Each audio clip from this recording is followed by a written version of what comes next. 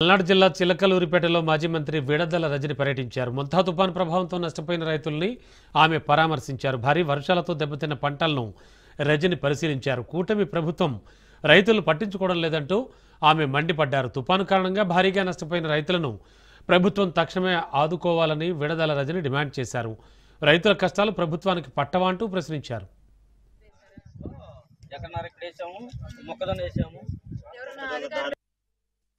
ఈ మోందా తుఫాను వర్షాల వల్ల మా చిలకలూరిపేట నియోజకవర్గంలో నాదెండ్ల మండలంలో ఈరోజు పంట పొలాలన్నీ కూడా పరిశీలించడం జరిగింది.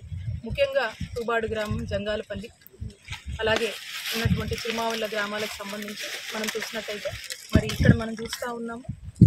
రైతన్నలకు సంబంధించి ఏ విధంగా కష్టకాలం వస్తుంది, ఏ విధంగా రైతన్న ఏడుస్తున్నాడు, మరి తుఫాను ప్రభావం వల్ల అనేది మనకు స్పష్టంగా అర్థమవుతా ఉంది. దాదాపుగా మనం చూసుకున్నట్టయితే అధిక శాతంగా కూడా పత్తి, మిరప, మొక్కజొన్న లాంటి పంటలన్నీ కూడా మరి ఈ నాదెండ్ల మండలంలో వేసుకోవడం జరిగింది.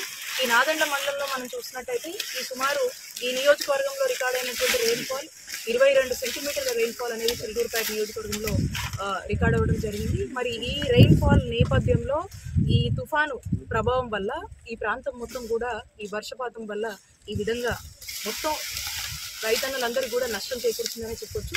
ఈ మండలంలోనే మనం చూసుకున్నట్టయితే 5,000 ఎకరాలకు సంబంధించినటువంటి మిర్చి పంటలు ఉన్నాయి, అలాగే మనకు పత్తి పంటలు ఉన్నాయి, అలాగే ఒక 10 మొక్కజొన్న పంటలు కావచ్చు, అలాగే ఒక 10,000 ఎకరాల వరకు కూడా మరి మనకు మిర్చి పంట అనేది కూడా మనకు ఉంది.